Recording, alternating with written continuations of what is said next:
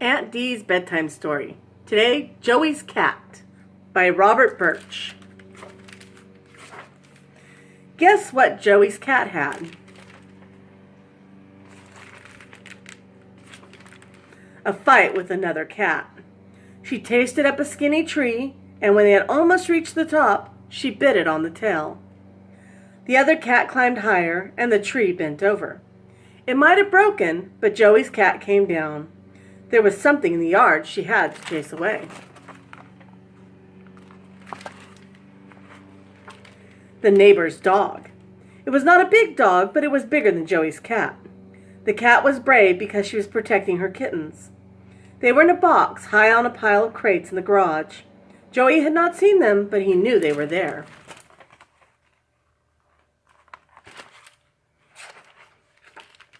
His mother had not seen them either, but she was not fond of pets. "Don't get any ideas about bringing those kittens inside the house," she said, "and I mean it." Joey wanted a peek at them. One afternoon, he waited in the garage until his father came home.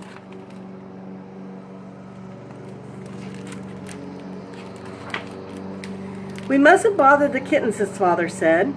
"It would worry Mama Cat, and she might move them to the woods across the road." He put his policeman's cap on Joey's head and gave him a playful pat. Joey knew it was best to have the kittens nearby, even if he could not see them. So he waited and waited and waited.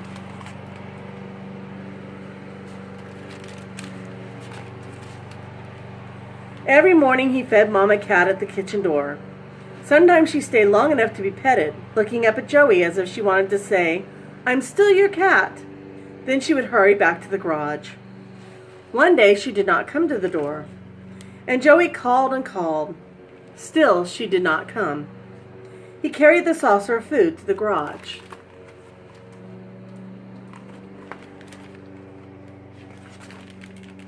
There sat Mama Cat looking out of the box and making terrible noises. Joey held up the food. "Come on down and eat," he said. "It's tuna fish." But the cat kept making those noises as if she were trying to scare something away that Joey could not see. At last she came down, and she'd just begun to eat when...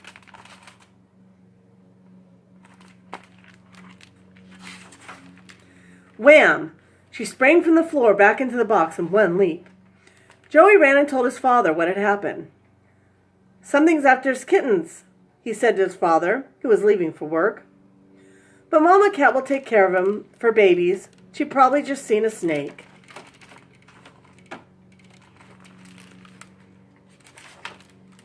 A snake? Joey was afraid of snakes. "When I come home, we'll find whatever is bothering her," promised his father, and he drove away. Joey was frightened. Then he thought of the helpless kittens and became brave as Mama Cat. He found a garden hoe and waited to chop the head off of any snake that came along.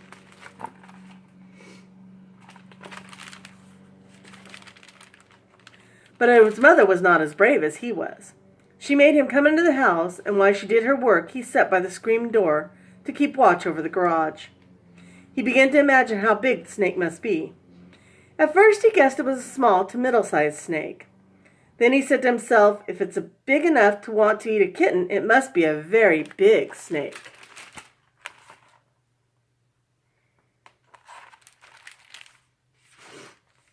By the time his father came home, he was imagining a snake so big that it could swallow all the kittens and the box they were in one gulp. While his father was putting on a pair of coveralls, Joey saw Mama Cat come out of the garage. "Look," he called, "she's bringing something with her, and it's not a snake."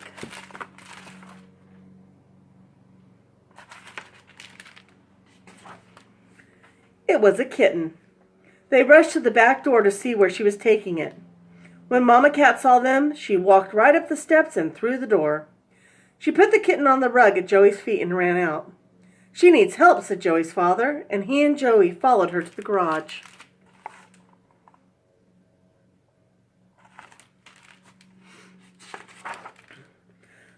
Joey held Mama Cat while his father lifted the kitten's box to the floor. A slender snake-like shape disappeared around the nail keg. "There's its tail," cried Joey, and the cat leapt out of his arms. His father pushed the keg aside, and there, crouched low, was a great big possum.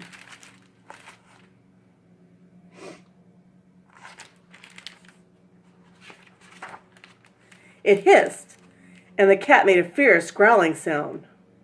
"Now we've caught you," said Joey's father, dropping a basket over the possum, "and I'm going to take you a long way off before I set you free."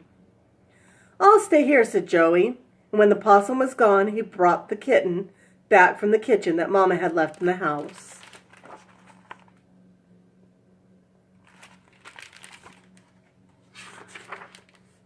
Mama Cat hopped into the box. "Are you happy?" Joey asked her. She looked at each kitten as if she were quite content. Then she took the yellow one by the neck and jumped out. "Now wait," said Joey, taking it from her. Mama Cat hopped into the box once more. Carefully she licked each kitten. Then she took the brown one and jumped out.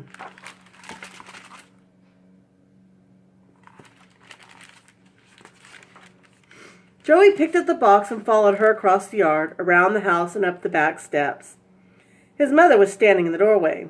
She looked down at the kittens and said firmly, "They are not to stay here." But when Joey put the box on the step, his mother reached down and picked it up.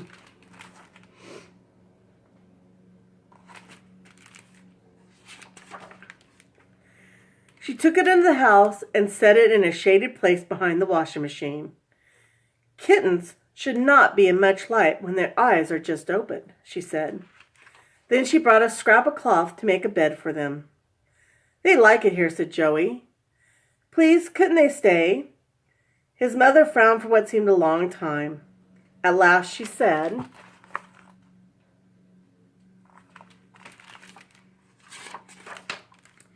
"All right, I suppose it's all right." "Oh, thank you," said Joey. "I'm glad you want the kittens to stay." His mother smiled. "I only want them to grow up in a hurry," she said, "and I'm sure they will." Mama Cat looked at Joey and closed one eye.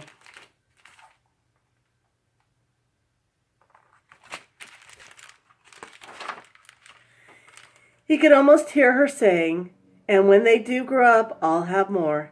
Just you wait and see if I don't." The end. In honor of Fluff, who just had 2 babies yesterday. Good night.